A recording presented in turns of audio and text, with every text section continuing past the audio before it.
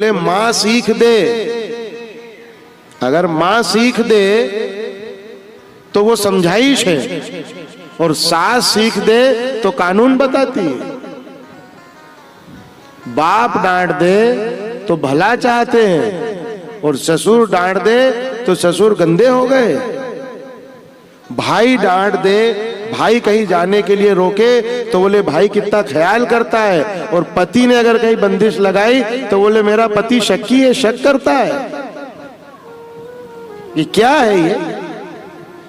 ये कुछ नहीं, एक स्त्री को लिए लिखा है। शिव महापुराण की कथा कहती है कि एक स्त्री अपने पति की तन मन से सेवा करे और उसके वचनों का पालन करे, कभी भी उस एक बार भी अगर राम का नाम नहीं लेगी तो भी भगवान के द्वार उसके लिए खुले हैं। अगर एक बार जो रंभ और करम्भ दैत्य थे, शिव पुराण की कथा है, उनको वही मार सकता था जिसकी पत्नी पतिव्रता हो, सती नारी ही उनको मार सकती थी। लक्ष्मी जी के पास गए, लक्ष्मी जी बोले नहीं मैं भी नहीं मार सकती। क्यों? क्योंकि मैंने भी नारायण को श्राप दे दिया था तुम घोड़ा बन जाओ।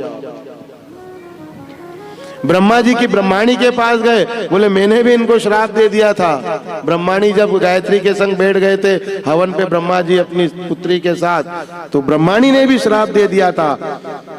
भगवान शंकर पार्वती जी के पास गए, पार्वती जी को चिढ़ाया पार्वती को कि कुछ तो गुस्सा हो, लेकिन पार्वती जी को यहां तक कह दिया कि अरे तेरे पूर्व जन्म को तो देख, तुझे कैसे तेरे पिता ने अपमानित करा था, और सब कहानी सुनाई। फिर भी उनने कहा कि क्या हुआ, मैंने आपकी बात नहीं मानी तो मुझे अपमानित होना पड़ा।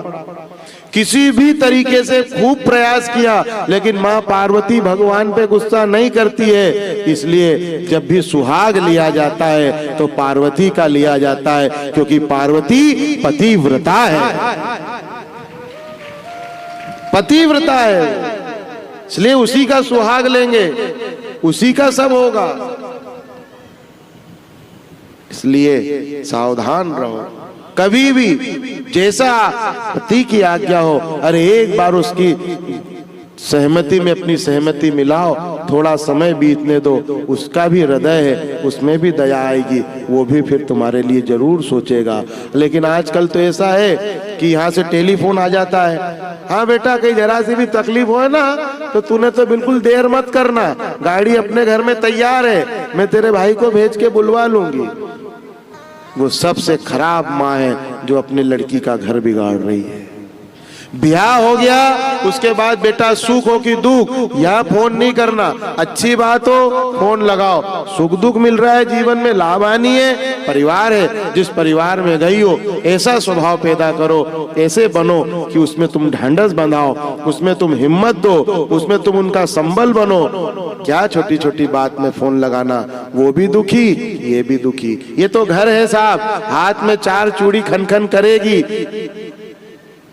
तगारी में 4 बर्तन टन टन करेंगे। ये परिवार है, 4 सदस्य है, कभी कभी ऊंच नीच हो ही जाती है, लेकिन एक समझदार माँ ने कहना चाहिए बेटा मेरे घर आए तो हंसी खुशी आना, लड़ झगड़ के आएगी तो मेरे घर के दरवाजे तेरे लिए बंद है, बंद है। देखो फिर भला हो सकता है, कोई का घर नहीं टूटेगा, कोई बच्ची अपने घर आके नहीं बैठेगी, और हर नहीं कोई गलती नहीं, वही गंदे हैं, वही ऐसे।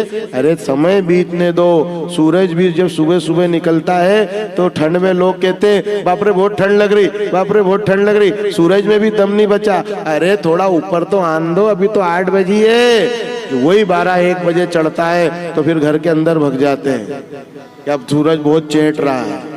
तो ये समय है, थोड़ा बहुत अप डाउन, ऊपर नीचे, लाभ हानि सब चलता रहेगा। इसी का नाम तो परिवार है। एक जैसा चले, एक जैसा रहे तो उसमें मजा भी नहीं आएगा।